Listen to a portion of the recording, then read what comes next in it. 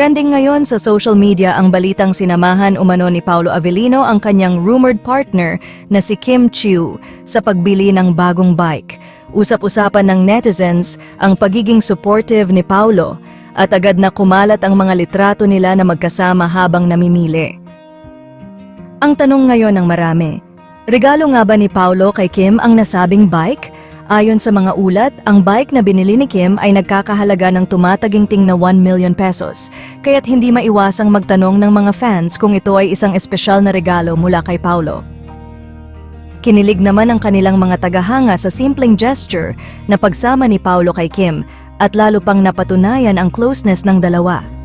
Bagamat walang kumpirmasyon mula sa kampo ni na Paolo at Kim, nananatiling masaya at excited ang kanilang supporters sa bawat update na kanilang natutunghayan. Sa ngayon, patuloy pa ring sinusubaybayan ng publiko ang posibleng pagtibay ng ugnayan ng dalawa.